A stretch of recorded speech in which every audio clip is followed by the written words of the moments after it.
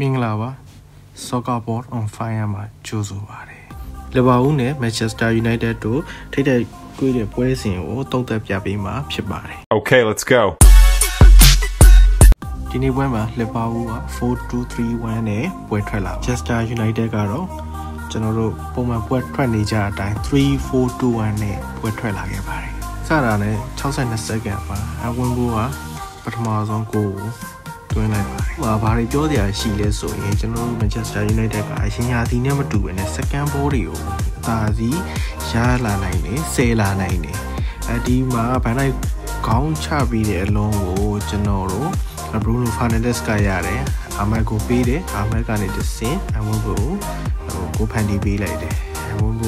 ဆုံးသက်သွားတယ်ပေါ့ဗျာ။ United က out of position ဖြစ်နေတဲ့အချိန်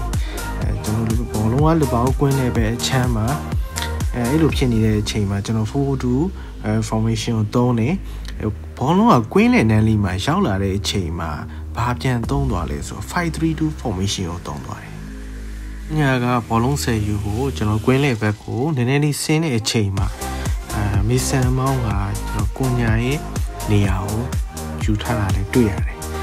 ဘာတွေတွေ့ရလဲဆိုကျွန်တော်တို့ rotation system လေးတွေ moving ကြည်ကြည်ပြန့်သုံးလာတယ်ဆိုတာကိုတွေ့ရတယ်။နောက်မနေ့မှာကျွန်တော် Gakpo ကကျွန်တော်တွင်းတဲ့အလုံးကတော်တော်ကန်ကောင်းတယ်လို့ပဲပြောရမယ်။ဒါပေမဲ့ကျွန်တော်တို့ United ကပြန်ရတဲ့အလုံးနေရာရောဂိုးတင်လာဆိုတော့ဂိုးတင်လာပါဗျာ။နှစ်ဖက်ဂိုးသွင်းခွင့်နေနဲ့ညံ့ညံ့ဆင်းဆင်းတော်တော်ကြည့်လို့ကောင်းခဲ့ပါတယ်။ဒီဟာဒီ United ဘာတွေတိုးတက်လာလဲဆိုရင်တော့ set piece တွေကနေဂိုးသွင်းခွင့်နေဂိုးချင်းချောင်းမှုတွေအရင်ရာသီတဲ့ပိုလုံးနိုင်ခဲ့ပါတယ်။အဲ့နေပြန်ရှန်ထွက်လာတဲ့အလုံးကိုအမှုမှုရဲ့ piece power speed တော်တော်လေးကိုလီဗာပူးကစားသမားတွေတဲ့အကျက်ရိုက်သွားစေခဲ့ပါတယ်။ရဲ့ efficiency ကတော်တော်ကြီးကိုကြီးခဲ့ပါတယ်။ကန်ကောင်းတယ်လို့ပြောရမှာပေါ့ဗျာ။အမေဒီယာလိုရဲ့ကျွန်တော်တို့ဟွာကက်ပေါ့ပြရင်လည်းရတယ်ပေးလည်းရတယ်ပေါ့ဗျာအားလိုက်ရဖောင်းအောင်နေမှုကကျွန်တော်တို့အတွက်ကန်ကောင်းတယ်လို့လည်းပြောလို့ရတယ်ပြီးကြတော့အသင်းအတွက်လည်းအများကြီးထောက်ကူပြုသွားတယ်ပေါ့ဗျာအမှဘာပြောတယ်ရှိလဲဆိုတော့ Imorin ကကျွန်တော်တို့ Premier League မှာနည်းနည်းနက်လာပြီလို့ပြောလို့ရတယ်ပွဲကြီးတွေမှာသူမစွန်စားခြင်းတော့ဒါကြောင့်မို့လို့အာမန်နဲ့ကျွန်တော် Casemiro နဲ့ဟွာထိပြီးနှစ်ယောက်ကိုလူချက်ချင်းလူစားလဲပြစ်လိုက်တယ်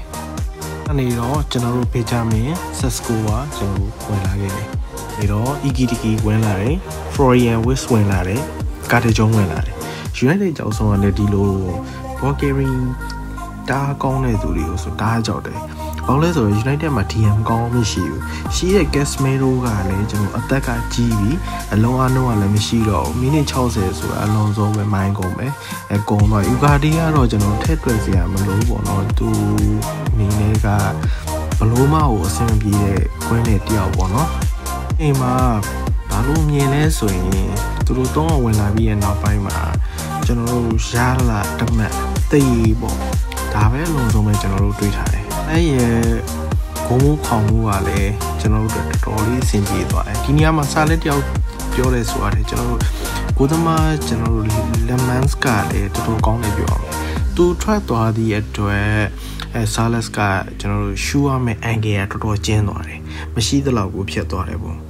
ဒီဘာဘူးကခြေပါဘူးသွင်းသွားပြီကျွန်တော်တို့အနေနဲ့အလွန်ဆုံးတေးတမတ်ပဲရတော့မယ်လို့ကျွန်တော်တို့ထင်နေတဲ့အချိန်မှာကံပြောင်းလေးကစဖြစ်လာပါတယ်ယူရိုနဲ့ကိုပင်မိုင်းနဲ့ဝင်ငန်းဒီအချိန်မှာကွန်နာရတယ် United ကအဲကြတော့ဒိုင်ယာအမိုရီကိုဝင်မလားလူစားဝင်မလားလူစားလဲမလားဆိုပြီးမေးတယ်မိုရီယာလည်းမမြင်ဘူးလို့ AC ပဲနေလိုက်တယ်အဓိကဘာပြောချင်တာလဲဆိုတော့မိုရီယာဒီနောက်ဆုံးရရှိတဲ့ chance လေးတစ်ခုကိုလုံးဝစုပ်ကန်ခြင်းနေဆိုတာသိတာလေကောနာမှာBruno Fernandes ကအပူမိုပေးတယ်ကန်တယ်ရှန်ထွက်လာတဲ့အလုံးကို Fernandes ကပြန်ပြီးတော့တင်ပေးလိုက်တယ်ကျွန်တော်တို့ရဲ့သူ့ရဲ့ခေါင်းကြီးကဆုံးသက်ခေါင်းတိုက်နိုင်ဖို့တွန်းပေးသွားတယ်အဆုံးထိကြည့်ရှုပေးလို့ကျေးဇူးတင်ပါတယ်